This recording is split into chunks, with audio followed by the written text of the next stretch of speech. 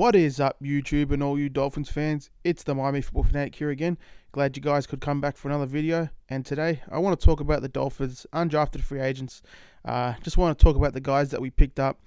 Just going to give you a rundown, what they achieved in college, what the draft experts were saying about them coming into the draft and after the draft, and also just a couple of metrics with PFF and how they fared against their college competition. So we're going to be starting here with offense, and obviously the number one guy to start with here is the guy with the most potential, and that's receiver Preston Williams from Colorado State. He was a former elite five-star recruit of Georgia. The 6'4" Williams had 2 years at Tennessee where he pretty much did nothing, and then blossomed in his one season at Colorado State last year. He produced 96 catches for 1,345 yards, and he led the Mountain West in both categories, so he caught the most catches and had the most yards in the Mountain West. Pro Football Focus named Preston Williams one of the 10 best undrafted free agent signings after the draft. PFF's Adam Gale after the draft said that it was Preston Williams' off-the-field concerns and not his on-the-field talent and production that pushed him out of this year's draft. In his lone season at Colorado State in 2018, Williams earned the 10th best overall grade amongst all college wide receivers with an 84.0 grade. So that shows you right there. He's an incredibly talented wide receiver by PFF standards. He caught 97 of 166 targets for 1,339 yards. He caught 51 first downs and 14 touchdowns. He's a big athletic wide receiver that can win with his natural ability, but he'll need to add some polish to his game and, obviously, minimize his off-the-field dramas to reach his sky-high potential in the NFL. PFF's Austin Gale said so. Obviously, he ranked as one of the 10 best, receivers in college football. I mean, granted, it was PFF, but those guys over there, they do work hard and they do put a number of relevant numbers out there. So just him getting that grade and just, it's pretty obvious from watching his tape that this is a supremely talented wide receiver that we can only hope will reach his potential in the NFL. So hopefully he can be that big body receiver that we've needed for a very long time. And Devontae Parker isn't that guy. And hopefully Williams flourishes. And here are the off-the-field issues according to the Coloradian.com. Williams was suspended for for much of 2017 following a season-ending arrest for harassment, tampering, and domestic violence after an altercation with a former girlfriend. Williams allegedly shoved her multiple times during an argument at an off-campus apartment the two shared. According to Fort Collins police reports, he was arrested again 3 weeks later by CSU police for violating a restraining order after the first arrest. Williams pleaded guilty to the harassment charge and received a deferred sentence. The other charges were dismissed by the Larimer Court County Judge, Mary Joanne Baronato, according to the court records. So obviously, this is no joke here, and domestic violence is never a joke. But people always deserve second chances. Williams' coach at Colorado State, Mike Bobo, told the Fort Collins newspaper that the situation was a tough process for him.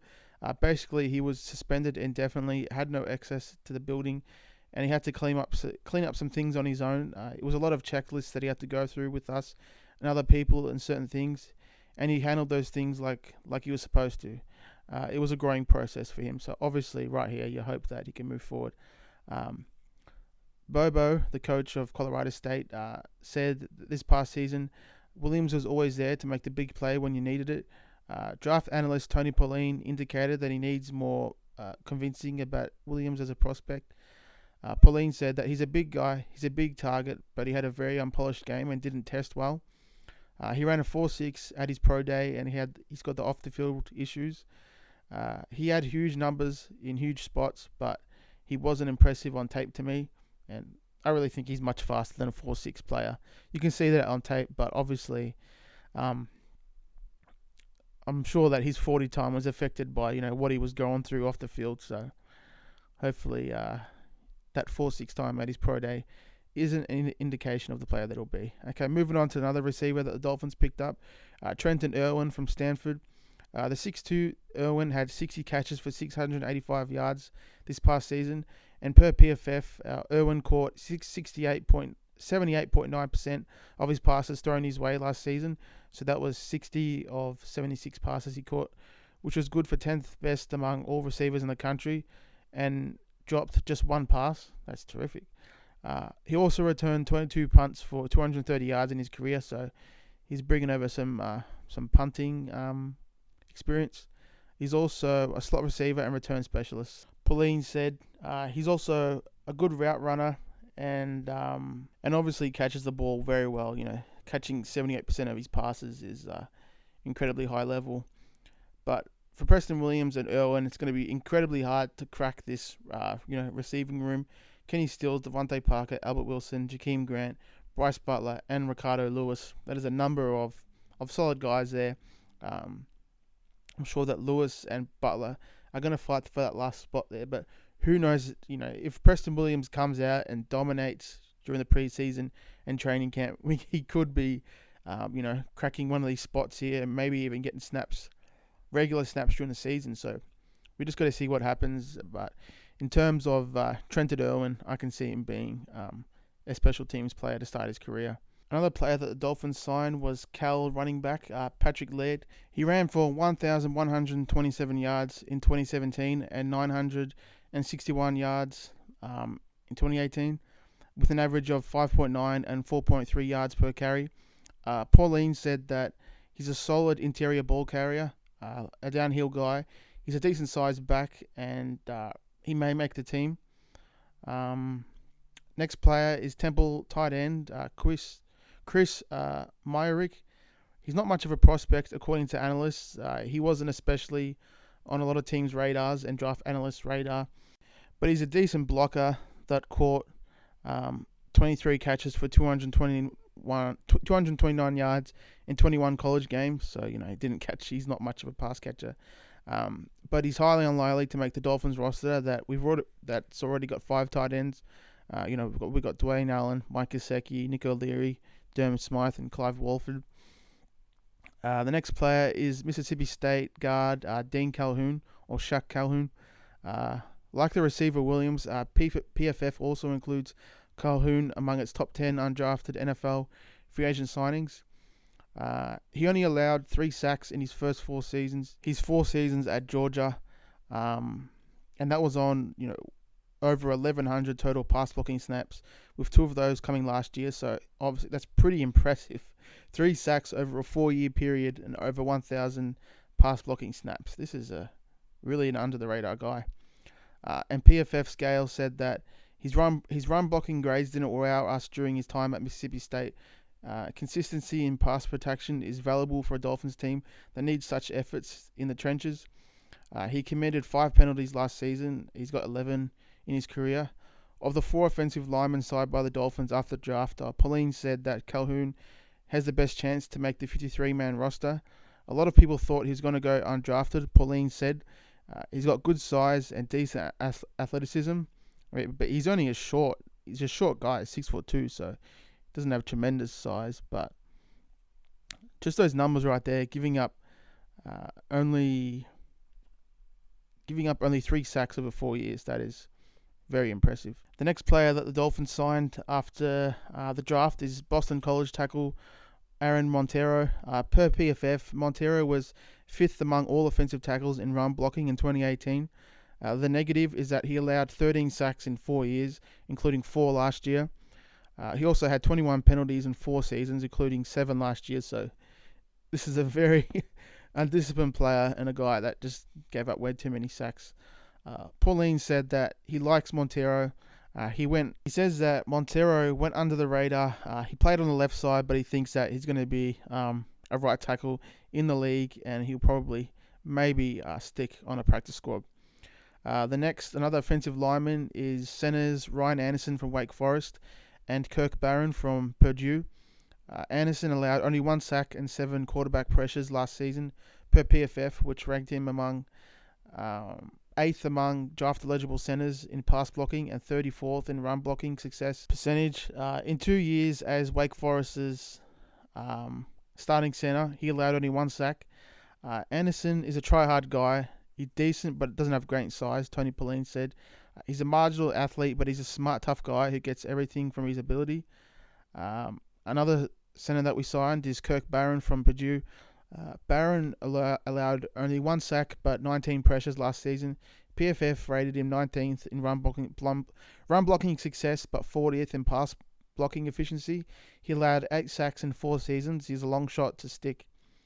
But with Jake Brendel having moved on to Denver and Travis Swanson and Wesley Johnson no longer employed in Miami, there's an opportunity for a young center to seize the roster spot behind starter Daniel Kilgore. And by the sounds of things, it could be the center from Wake Forest, Ryan Anderson. Former Jaguars guard Chris Reed, signed by the Dolphins in March. He can also play center. And 3rd-round pick Michael Dida has experience at center. Indeed, he could very well start at center, depending how things play out during training camp. So there's another option there. And we've also got Connor Hilliard, the second-year player from William & Mary. He remains on the roster as a guy that might develop in the future. The Dolphins also have multiple offensive players attending their rookie minicamp beginning May 10th on a tryout basis. And that's former University of Miami center Darrell Langham and cornerback Javonte Dean. And as of today, the Dolphins haven't announced any of the undrafted players they're signing or bringing in on a tryout. So that's it for the offensive players. Going to move on here to the defensive guys that we brought in. And we're going to start here with Maryland's Trey Watson. The Dolphins swooped in to get Watson away from the Redskins, who thought they were signing him after the draft. Watson, he's a 6'2", 236-pound inside linebacker. He had 108 tackles this past season, and he was a first-team All-Big Ten. He averaged more tackles per game than anyone else in the conference, 9.6, and had a Big Ten leading 5 interceptions last season, but still didn't get an invitation to the Combine. So just hearing that reminds you of one player, and that's Mike Hull. Mike Hull was the leading tackler in the Big Ten for many years, and he's got similar measurables. So this is a guy who I think, watching him on tape, he did remind me a lot of Mike Hull. So this is obviously another Big Ten linebacker that we're bringing in that had nice numbers, and a guy that's going to probably be a fixture on special teams. But those 5 interceptions there, that just shows the playmaking ability right there.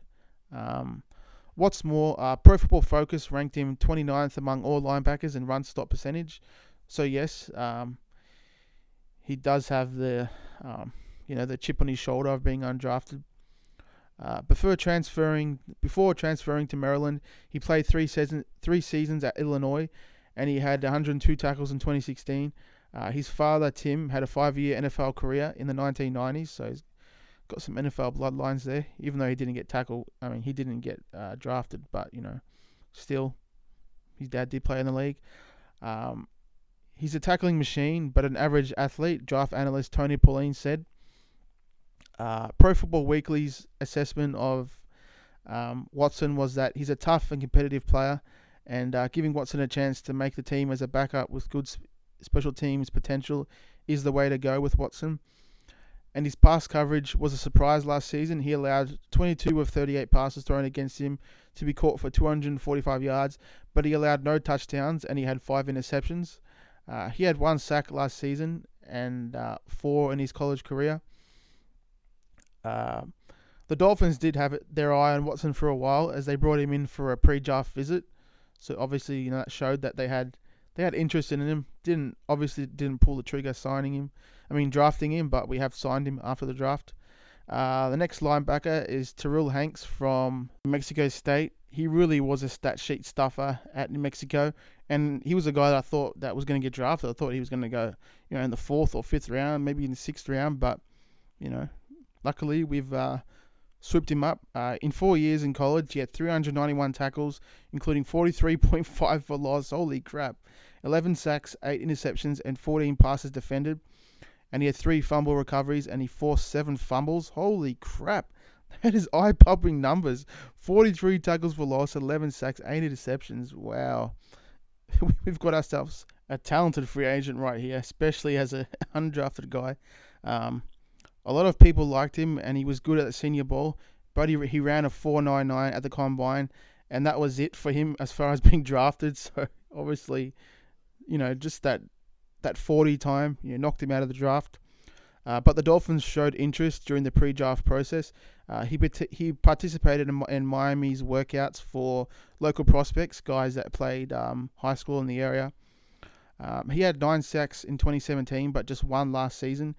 His career coverage numbers are average: 136 passes caught on 196 attempts for 1,396 yards. So he isn't great in coverage, but he allowed 10 touchdowns and 8 interceptions and 12 passes defended. So this is a guy that can really blitz the quarterback. 9 sacks in 2017, but obviously he's a liability in coverage, allowing 10 touchdowns. He did have 8 interceptions and 12 passes defended, but obviously this is a guy who should be playing Sam linebacker.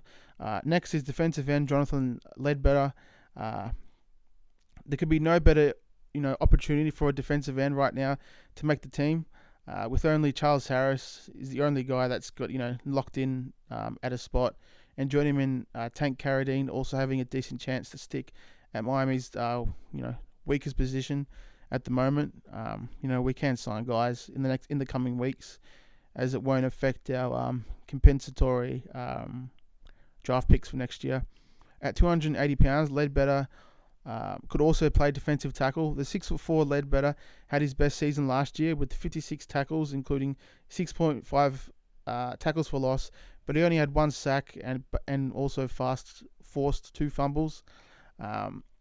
He only had 4.5 sacks in his whole career at Georgia, despite producing 44 hurries. So he's gotten close, but just didn't finish the job. On the plus side, his run-stopping percentage was 4th best among interior defensive players, according to PFF, in all of college. He had a better junior year than senior year, Tony Pauline said, and he could be a defensive tackle or a 3-4 end. So, he's scheme versatile, but hopefully he can get some sacks coming into the league. The next player on the list is Pittsburgh defensive tackle Dwayne Hendricks. Hendricks had 27.5 sacks in 28 college games, so much better production than Ledbetter. He had 21 sacks for Pittsburgh and 7 for Tennessee as a freshman before transferring. Hendricks, as a rotational end last season, had 29 tackles, including 5 for loss, and 4.5 sacks, but went under the radar as a draft prospect. Tony Pauline said that he has to get a lot bigger. He's a good athlete, and he was a 4-star recruit coming out of high school, and he had 19 offers from Power 5 schools. He could stick on the practice squad if he impresses this summer. Next player is UTEP cornerback Nick Needham. Needham is 6 foot, and he was decent in coverage last year, ranking 9th among all FBS cornerbacks in yards allowed per snap. He permitted 31 of 51 passes thrown against him to be caught. That's 60%. It was a big, unfortunate jump from 40% from the year before, so he played much better in 2017, obviously. But for only 195 yards with 4 touchdowns and 1 interception, his pass rating the last 3 years was 83, 64.8, and 86.6. And he has 3 career interceptions. So obviously in 2017, that was when he really played his best. Tony Pauline said that he likes Needham. He's a feisty player with a slight chance to be a dime back and special teams player on the 53-man roster. The next player is Northwestern cornerback Montre Hartage. This guy, he's one of my favorite pickups we got. This is a very talented cornerback and a guy that I hope is going to stick. The 6-foot cornerback was second in the Big Ten with 5 interceptions in 2016 and had 2 in 2018. And his passer rating was excellent the past 3 years: 58.8, 62.8, and 68.4. Over his college career, He had twice as many interceptions, 10, as touchdowns allowed. So, that is tremendous. And last year, he permitted only 47% of the passes thrown against him to be completed. That's 35 for 74 and allowed way too many yards, though. 517 yards on 15 yards a catch. Tony Pauline said that he's a good player, but he's got no speed. And I don't agree with that at all. I've watched highlights of Hardage. I've watched some tape of him. This is a talented receiver that I think can maybe stick. The next player is Boise State cornerback Tyler Horton. What sticks out are the huge plays in his career. He had 2 interceptions returned for touchdowns, 1 for 85 yards and 1 for 99 yards, and he had 3 fumble recoveries for touchdowns. So this is a guy that had 5 defensive touchdowns for his career. He's a smallish guy at 5'11", and he's shown flashes, but he's a very up and down player. The next player is Villanova safety Rob Roll, and this is the last player on my list. This video has been much longer than expected, but I just wanted to give you guys the info on these players and just let you know who I think could be sticking. Roll led the FCS in interceptions with 7 in 2016, but he missed all but 4 games in 2017 with a torn ACL, and he had 53 tackles and a fumble recovery last season. So this is a guy that's had injury problems. The 6-foot Roll played 7 games at corner as a freshman before moving to safety, and obviously he's got position versatility. He was used similarly to the way Alabama used Micah Fitzpatrick in his final season in college. Tony Pauline said that he had a draftable grade on Roll coming into the season, but he never really elevated his game coming into 2018. He's a very streaky player. He's a streaky player, but just overall, he's an okay player. So that is mostly all the players that the team's going to be bringing in the training camp. The main guys that stick out are Preston Williams and the wide receiver, and Terrell Hanks, the linebacker from New Mexico State. Hopefully he can prove that 4.99 40 at the combine was a fluke, and hopefully he shows that he can be a nice piece at linebacker for the Dolphins. So yeah, this video was much longer than I expected, but giving you all the guys the info on these prospects takes time, and just want to get all the info out there for you guys. So as always, don't forget to leave some feedback in the comment section. Like and subscribe if you enjoyed the content. And as always, fins up, baby.